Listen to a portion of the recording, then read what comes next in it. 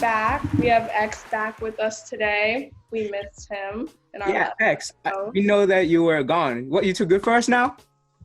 No, I was on a little vacation with my family, so How was it? it was really nice actually. We went to Martha's Vineyard. It was really big. So, Nice. That's better than staying home in quarantine. Yes, it is. we missed you though, but now you're back with us. All right, everyone. So welcome back to the Fundamentals of Investing podcast. My name is Ryan Farley. I'm 16 years old. I go to a performing arts school in New York, and I'm an actress. Hi, I'm Ryan Hobby. I'm 15 years old, and I go to a public school in New Jersey, and I'm an actor and singer. My name is Xavier Donaldson. I'm 15 years old. I run track and field. I go to a private school in West Orange, New Jersey. All right, and today we're really lucky to have Mr. Frank Fraley here with us. He is an entrepreneur, a business leader. He's a chairman at Mount Vernon Chamber of Commerce, a pastor of Cornerstone Baptist Church in Brooklyn, New York, and he's a professor of art school in the Dominican Republic. Welcome. Thank you for coming. So you've done a multitude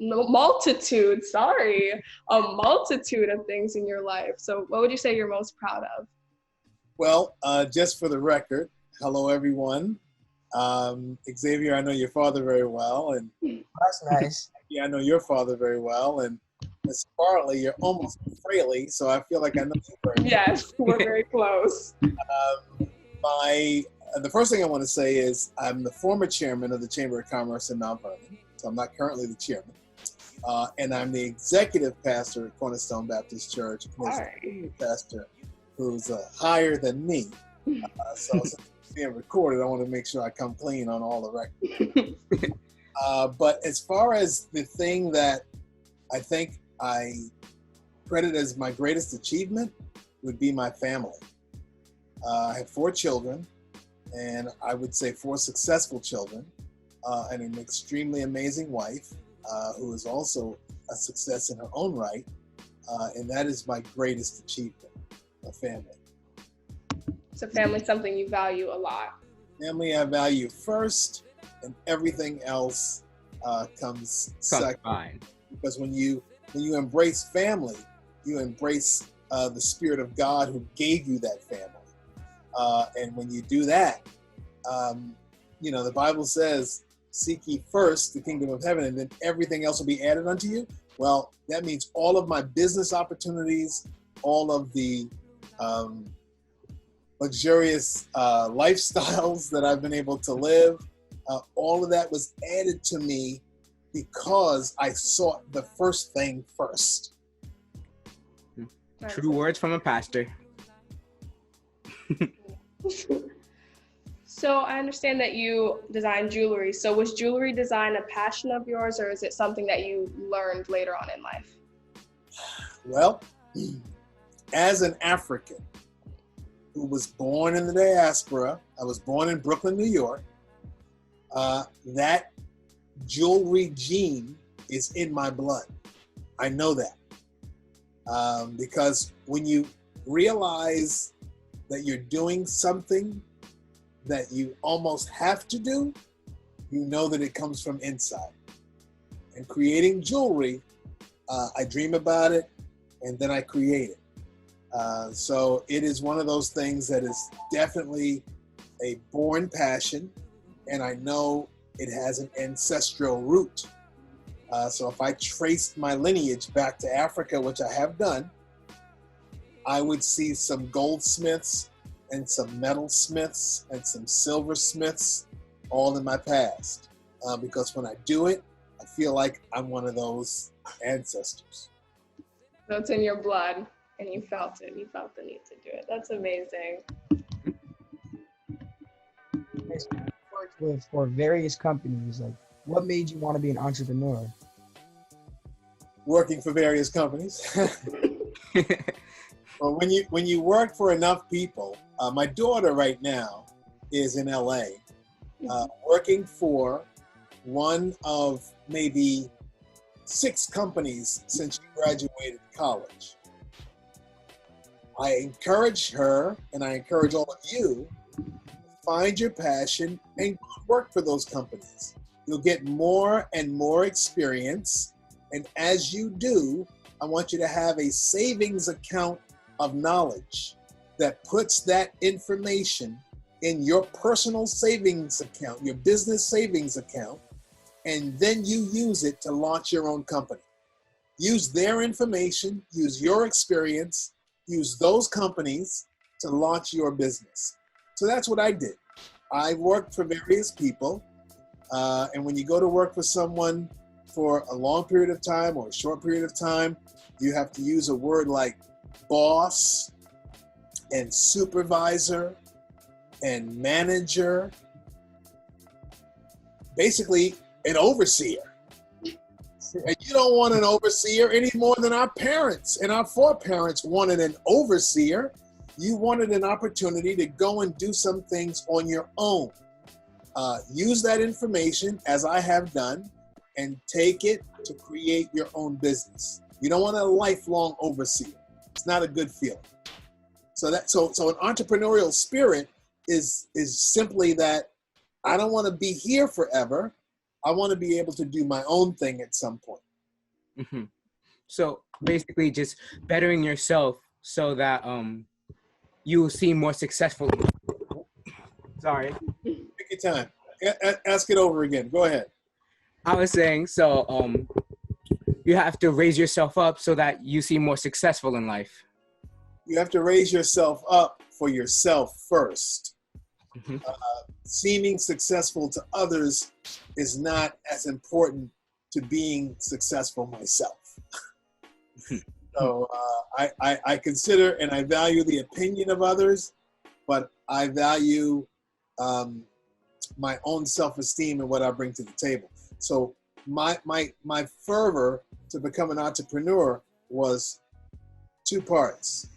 Number one, I wanted to see checks with my name on it, not the company's name, and not a check that the company wrote to me. I wanted to see checks from or transactions from clients that were pointed at me. Number one. Number two, I didn't want to get up and go to work for anybody every day and have to ask for time off or a vacation day or a chance to go see my doctor. I wanted to be able to make those decisions on my own. And as an entrepreneur, you can make those decisions on your own. You make your schedule, and then you make the schedule that others have access to you. So you're your own boss. Pretty much. And like you said, I feel like today people find that they want to look rich and they want to look successful, and they prioritize that over actually being rich or actually being successful. Like it's all about the clothes and the jewelry or the flexing the money instead of actually making it. That's not how it should be. Mm-hmm. And a lot of people just want to have the appearance that they have money, like Ryan said, but they don't want to do the work. They just want to sit around and just have the money go to them. And a lot of the time that can't happen. You have to work hard to get your money. Got that right. You need to work hard to get that money. Oh. All right.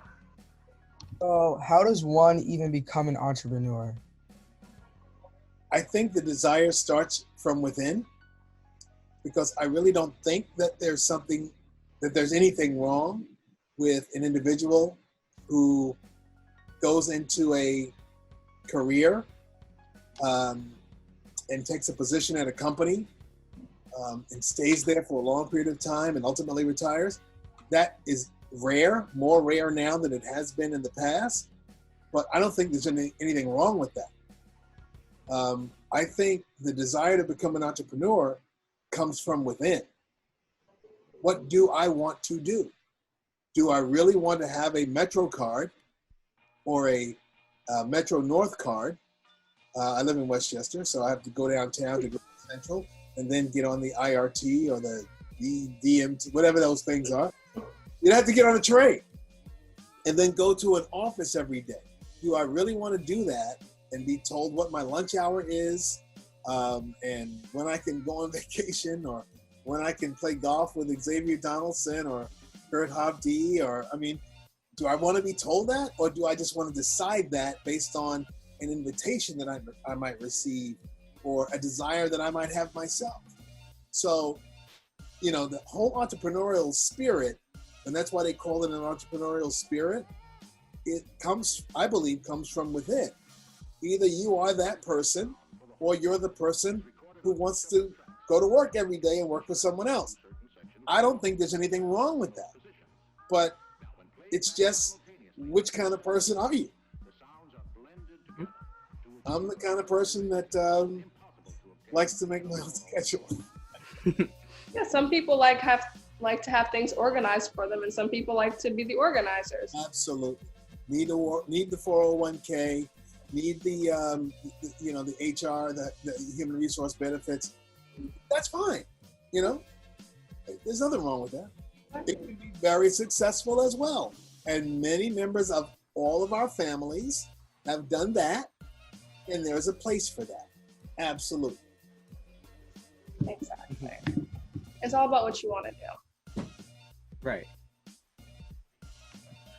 So, how would you say your business has been effective with this COVID-19 pandemic? Well, I teach. I teach at FIT. Jewelry design professor at FIT. You mentioned the Dominican Republic teaching.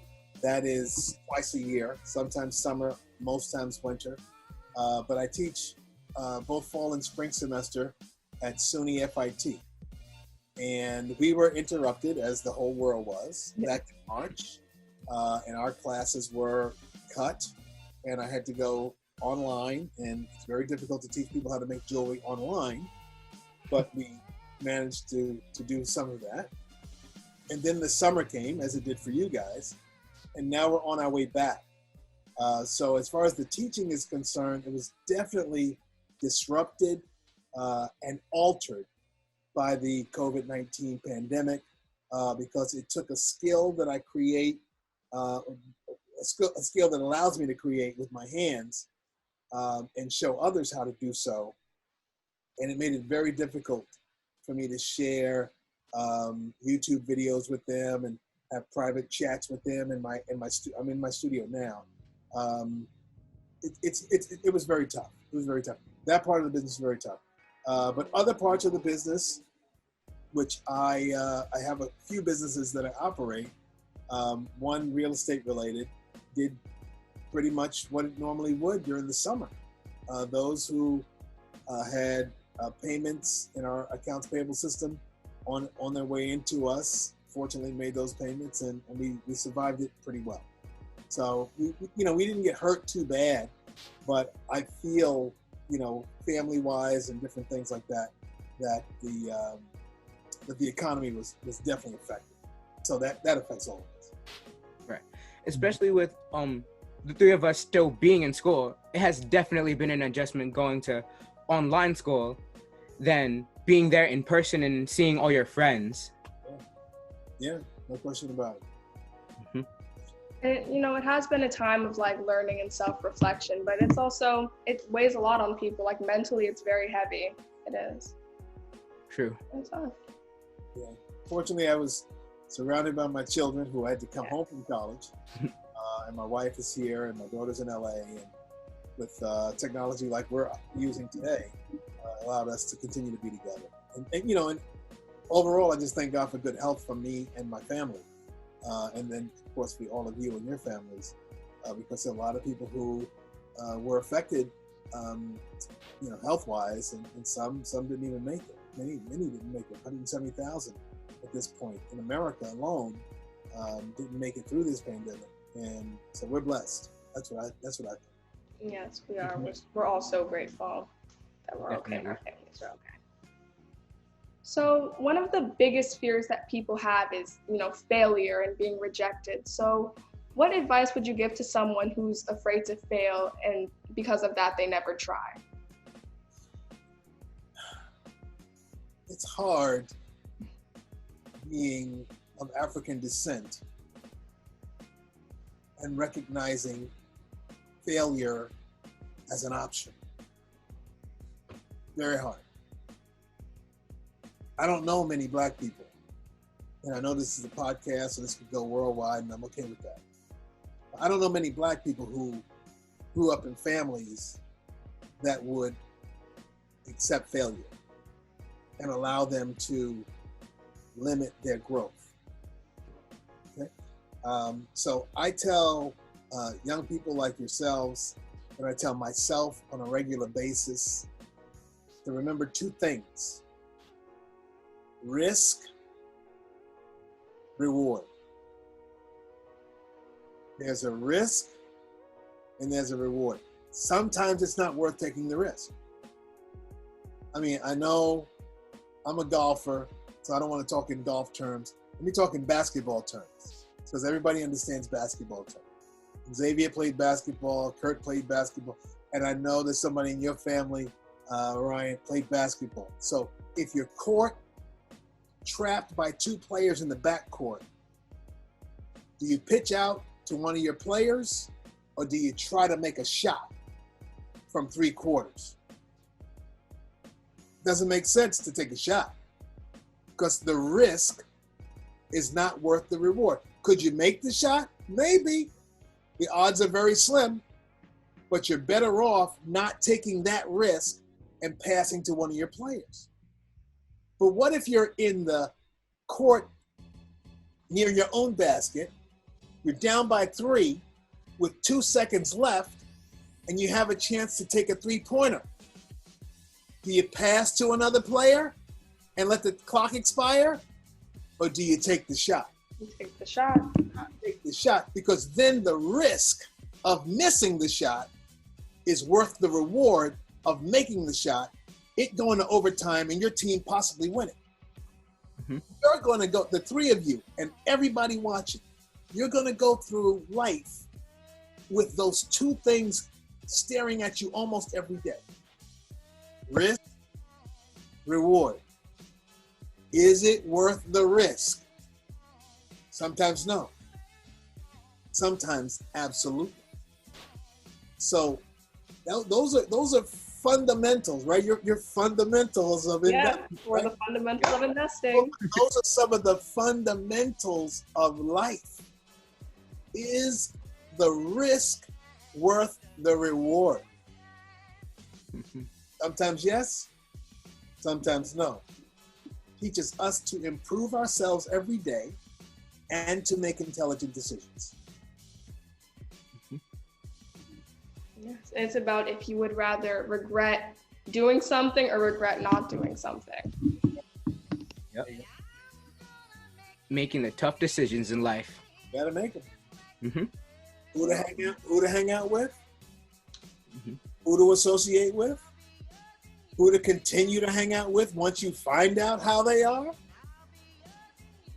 Those are decisions you're gonna have to make more and more right now. As teenagers, absolutely right now. Yes. You're gonna have to make risk, reward decisions every day. It's like, actually, you're talking? Yeah, I was about to ask him, do you give any advice to your teenage self about that kind of stuff? I'm a preacher. I don't wait to get to church on Sunday. I do it in the house for their entire lives. So, yeah. And sometimes it's accepted wholeheartedly, and sometimes it has to sink in. Sometimes it could even be rejected. I don't know of those times, but I'm sure there are times when they just, it goes in one ear and goes out the other. They're human. That's true. Mm-hmm. Ryan, what were you saying? Oh, I was just gonna go back to what he was saying before, and like it would be like if you have the best friend that you've known for your entire life, and as you're getting older, you realize that he's falling in with worse people, and you don't want to hang out with them. So you need to make the tough decision of, is he your best friend, and is he worth possibly getting into trouble, or do you need to escape that toxic friendship and better yourself? I can already tell you guys come from awesome families. I know two of your fathers already. So I'm not surprised, Ryan, by your comments at all. But that is absolutely what I'm talking about. And that's what we all need to be thinking about every day. Right. You have to make sacrifices all the time.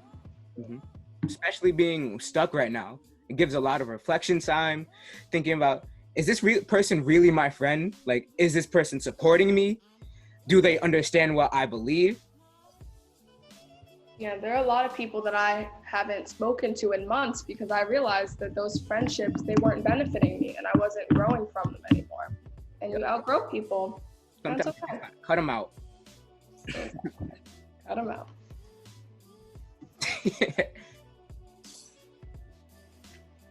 So, do you have any advice or anything else to say for our listeners out there? For the listeners, I mean, I know you guys are in a certain age bracket. You're in the teenage age. Nobody's in college yet, right? Everybody's in No. Nope, not yet. high school. Yes. Everybody's in high school. Mm-hmm. All right, that's awesome. Advice for high school folks in particular, because I know that there are a lot of, as we were just discussing, opportunities in high school. There are opportunities for certain parties, and there's certain cliques, and there's certain in people, and there's certain out people, and stuff like that.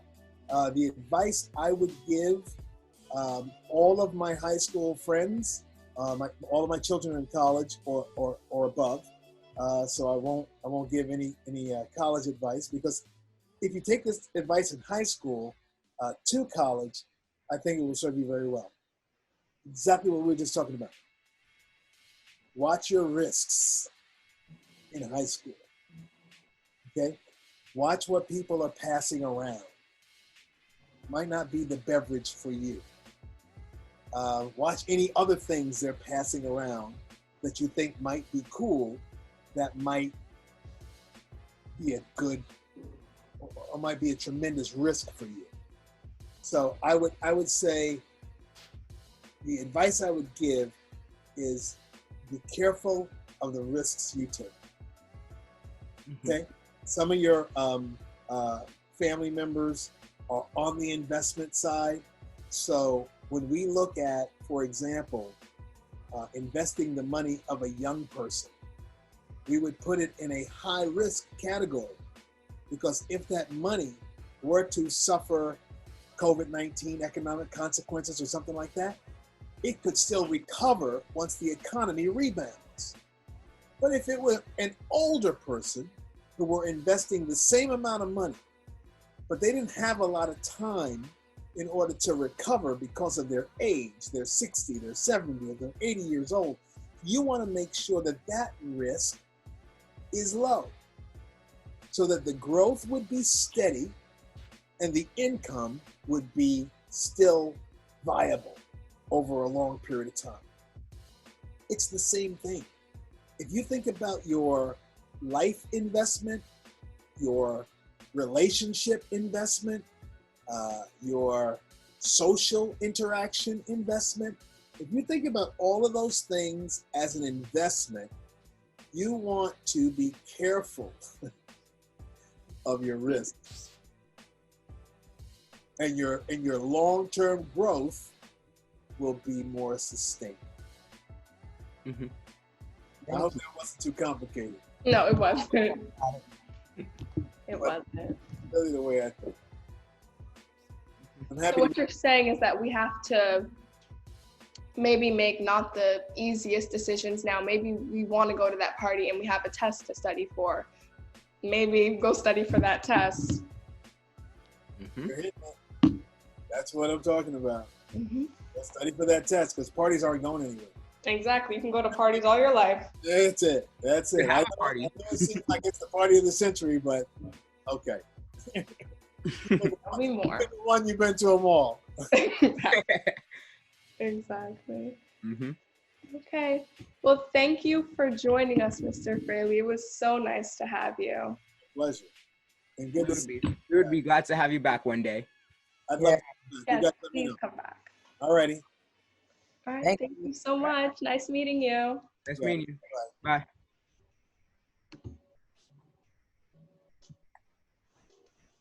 He was really great. Yep. All right, everyone. This has been the Fundamentals of Investing podcast, episode 6, and tune in next week for episode 7. Bye, everyone. Bye.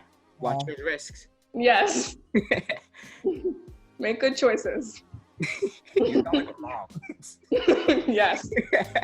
This podcast is brought to you by Hailstorm LLC, produced by Jalen Hovde.